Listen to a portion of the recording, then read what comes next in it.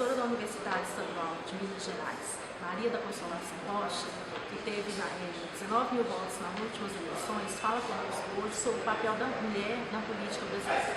Como a senhora vê o papel da mulher na política atualmente? A senhora sente alguma diferença no papel hoje para algumas décadas atrás? Então, nós mulheres temos lutado para participar da vida política do país, tanto da política no cotidiano, quanto da política do ponto de vista da representação institucional. Essa história, a nossa presença hoje, ela ainda são subrepresentadas, se considerarmos o contingente de mulheres na população brasileira e o contingente de mulheres eleitoras no país. Nós somos mais da metade da população, mais da metade de eleitores e eleitoras, mas nós não temos essa mesma representação dentro do Congresso. Essa história faz parte de uma história de luta, a participação política das mulheres, seja no Brasil, seja no mundo.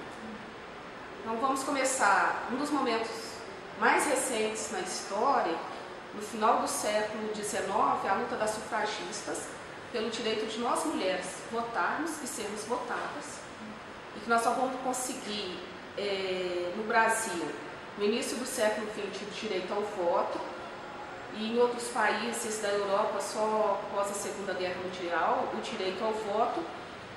E nós tivemos esse processo também de discussão o direito ao voto, o direito de ser votada, e em 1995, a partir da discussão na Conferência Mundial de Mulheres da ONU, o movimento de mulheres trouxe no Brasil de colocar a resolução de ter o percentual de mulheres nas candidaturas. Então, a cota de mulheres, os 30% de mulheres participando das candidaturas também foi resultado de uma luta do movimento de mulheres, que conseguiu isso antes, nesse debate de uma política de ação afirmativa, das mulheres estarem participando do espaço político em igualdade de oportunidade com os homens, faz parte tanto da história do movimento sindical brasileiro, a CUT, a Central Única dos Trabalhadores, à época, no início da década de 90, fez essa discussão. O Partido dos Trabalhadores, no início da década de 90, também fez essa discussão. E a partir dessa discussão nós conseguimos também fazer essa discussão do ponto de vista institucional no Brasil. Então, e hoje o debate mais recente é da paridade, né?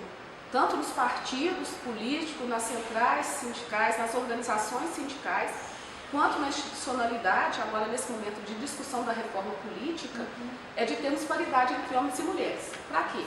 Para que de fato nós tenhamos uma representação nesse espaço institucional do que tem a diversidade dentro da sociedade. A senhora falou dos partidos políticos, né? Os partidos políticos mineiros, eles têm essa postura mais conservadora aos membros femininos ou não? Então, uma das discussões que as mulheres dentro de partidos políticos têm realizado é do cumprimento da legislação. A legislação diz que tem que ter 30% de mulheres candidatas. Em alguns países, a legislação diz que além das candidaturas femininas, tem uma cota de presença de mulheres dentro do Congresso. Então, a eleição é feita por lista partidária e, a partir da votação na lista partidária, tem que ter a representação de mulheres dentro dos congressos. A discussão que as mulheres que participam de partidos políticos têm feito, primeiro, é de que, além de cumprir a legislação de ter as candidaturas, que essas candidaturas não sejam candidaturas laranjas. O que é candidatura laranja? Você põe o nome das mulheres para cumprir formalmente a legislação, mas você não investe nas candidaturas das mulheres. Os partidos políticos mineiros, eles têm um lado mais conservador com relação aos membros femininos? Quando nós estamos discutindo de que não pode ser candidaturas laranjas, os partidos têm que investir de fato na formação de quadros femininos e tem que fazer campanha efetiva para eleger mulheres. Além disso, essa luta, ela fez com que o próprio Tribunal Superior Eleitoral colocasse na regulamentação que o fundo partidário, 5% dele, é para os partidos investirem na formação de quadros femininos. Os partidos que não investirem, eles vão ter punições porque ele tem que estar fazendo esse investimento. Então, nós do Partido Socialismo e Liberdade, o PSOL, quem controla esses recursos, os 5% dos recursos, é o nosso setorial nacional de mulheres. Então, teve o repasse, 5%. O setorial nacional de mulheres vai discutir como que vai fazer o investimento na formação das mulheres no partido. E por que isso? Porque quando nós falamos do machismo, né, o machismo ele tem a ver com uma construção social que perpassa todas as instituições dentro da sociedade, e o machismo ele estabelece que tem um lugar das mulheres, que é a casa, e o lugar dos homens, que é o espaço público. E com isso, ao separar isso, também impõe às mulheres a dupla jornada de trabalho. Então você, mesmo trabalhando fora de casa remuneradamente, o serviço doméstico, além de não ser remunerado, fica como incumbência das mulheres. E com isso você sobrecarrega as mulheres de trabalho e retira as mulheres do espaço público, do espaço da política. Então, você precisa, entre as medidas de ação afirmativa que o movimento de mulheres tem discutido ao longo dos anos, tanto no movimento sindical quanto nos partidos políticos, é de que é preciso articular várias ações para garantir a presença das mulheres na vida política partidária e no espaço institucional, e na política em geral. Isso além da cota, né, da participação que hoje, no Partido Socialismo e Liberdade e em outros partidos, nós temos aprovado a paridade, então é 50-50. Nós superamos aquela parte dos 30%, então agora é a paridade. Dentro mesmo da reforma, das propostas de reforma política, em debate agora também a paridade, a alternância na lista dos partidos de nome de homens e nomes de mulheres. E é preciso também que os partidos tenham espaços para acolher as crianças na hora das reuniões, que tenham responsabilidade, socialize esse cuidado para que as mulheres também possam estar presentes nesse momento e que priorizem no seu processo de formação também a construção de nomes femininos e não venham só atrás das mulheres só na hora de fazer a lista e falar assim, agora tem que ter mulher. Não, essas mulheres têm que ser empoderadas, assumindo esse espaço público, para na hora que o nome delas aparecer, na lista, esse nome seja um nome que veio de um processo de consolidação com igualdade de condições para disputar as eleições. A senhora acha que se tivesse mais mulheres no poder, os problemas femininos seriam analisados de maneira diferente? Esse é um debate que nós temos no movimento de mulheres, porque tem duas questões.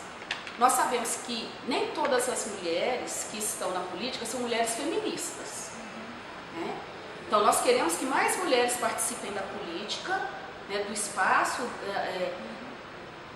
institucional da política, porque do cotidiano da política nós mulheres participamos. Se nós formos olhar as ocupações urbanas, as ocupações rurais, a maioria que está lá segurando a ocupação, né, é formada por mulheres. As lutas da saúde, as lutas da educação, as lutas por uma vida melhor, para ter posto de saúde no bairro, para melhorar o transporte, são lutas organizadas sobretudo por mulheres. Mas esse espaço institucional, ele não tem a mesma representação desse protagonismo de luta das mulheres. Então nós queremos que tenham mais mulheres participando das lutas e do espaço institucional. Sabemos que nem todas são feministas. Aquela exposição fez com que percebessem que havia uma discriminação, havia uma reprodução do machismo naquela postura. Então é nesse sentido, porque você vai criando processos educativos. Eu gosto de dar um exemplo de eu estava num debate naquele programa Observatório da Mulher, da Rádio Tatiara. E quando a gente estava discutindo a participação feminina, uma das repórteres deu o seguinte assim, a Câmara Municipal nós só temos uma mulher.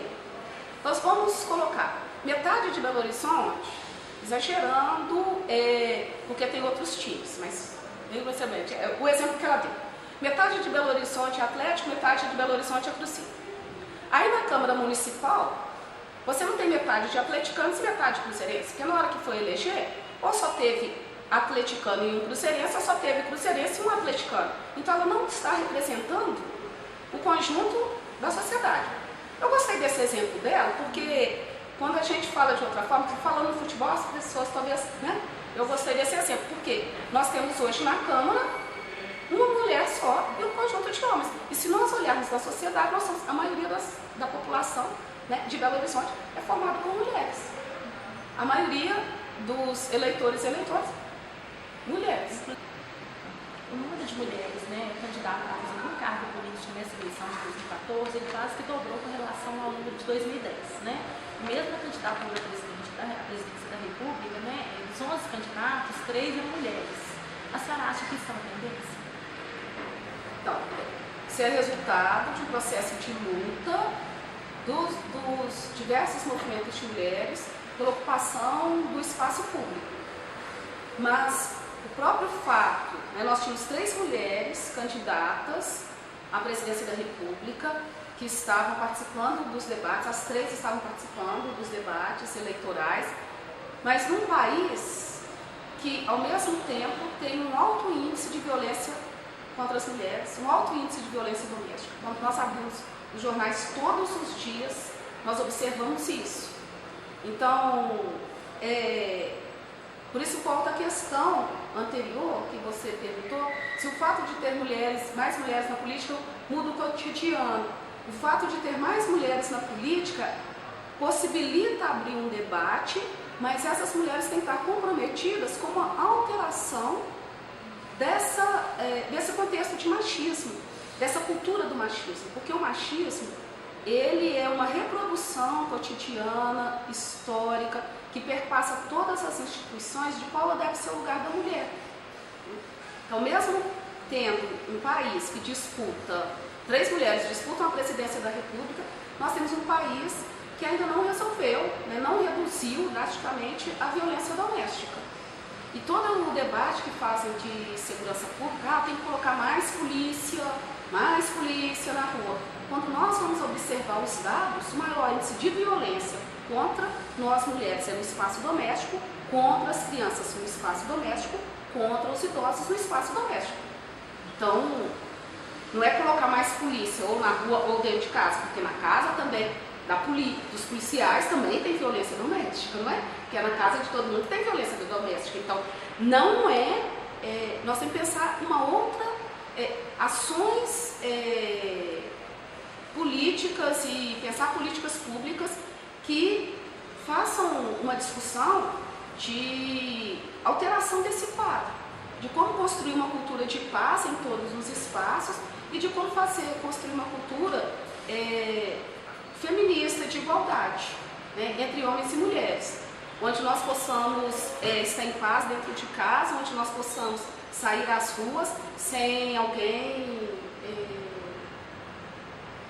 mexer conosco, né, porque no caminho que você veio até aqui, que eu também vim até aqui, são várias formas de agressões cotidianas que nós enfrentamos. Então, como construir isso? Esse é um desafio para pensar as políticas públicas. Como pensar a autonomia financeira das mulheres, né? Tem que ter autonomia financeira, autonomia para decidir a sua vida. Nós temos que tem a Lei Maria da Penha, mas não temos os recursos para garantir que as mulheres que são vítimas de violência doméstica tenham o seu espaço, né, de acolhimento, tenham as casas-abrigo, de uma forma de reconstruir a sua vida. Pensando no processo de educação, então todo o debate que nós fizemos e que o setor conservador dentro do Congresso impediu que a discussão sobre as relações sociais de gênero fossem debatidas dentro das escolas, significa um retrocesso, porque é para discutir em todos os espaços, inclusive no processo de educação, como que essas relações são organizadas na desigualdade e que nós temos que construir relações com a igualdade. Porque as relações sociais de gênero envolvem tanto as relações do masculino com o feminino e elas perpassam também as discussões das orientações sexuais. Então, o machismo, a homofobia, a lesbofobia, o movimento chama de transfobia, todas essas questões elas estão presentes. E aí o setor conservador diz, não é para ser discutido isso. Nós precisamos construir um outro processo educativo de relações igualitárias, ao mesmo tempo tem que ter política pública para cercear, para responsabilizar quem comete as violências, tem que ter uma política pública também para construir uma outra cultura, né? Então hoje nós não temos, a gente observa lá, pega a lista dos crimes que são das pessoas mais conhecidas, mais famosas, né? Porque são os mesmos das pessoas anônimas, estão impunes, né? Elas têm impunidade. E ainda temos pessoas no próprio judiciário que questionam, né? Qual tipo de roupa que você estava, que horário você estava, o que você estava fazendo lá. Então é uma cultura que nós temos que desconstruir coletivamente, construir uma outra relação. Por isso que o movimento feminista fala que o privado é público. O que acontece no espaço privado tem a ver com a nossa vida cotidiana. Essa foi a grande questão que o feminismo trouxe para as relações sociais e para pensarmos as políticas macro. O que acontece no privado é público, então em briga de homem de marido e mulher, eu meto a colher, né? Eu tenho que denunciar, porque se fossem 2 homens ou 2 mulheres brigando, todo mundo ia denunciar, né? Ia considerar que era crime. Então, a agressão, a violência, então eu tenho que denunciar. As nossas crianças também vivenciam esses espaços de violência dentro, né, das famílias. Então, como construir? E quando o feminismo traz isso, ele traz uma discussão que nós temos que pensar a vida inteira, pensar a política pública, pensar como construir ações para que as pessoas possam viver com dignidade em todos os espaços que ela participa, né? Em casa, na escola, na rua, no trabalho, né? Em todos os espaços tem que ter vida com dignidade e respeito a toda a nossa diversidade humana. Então, essa é a grande discussão que nós temos que pensar na política pública.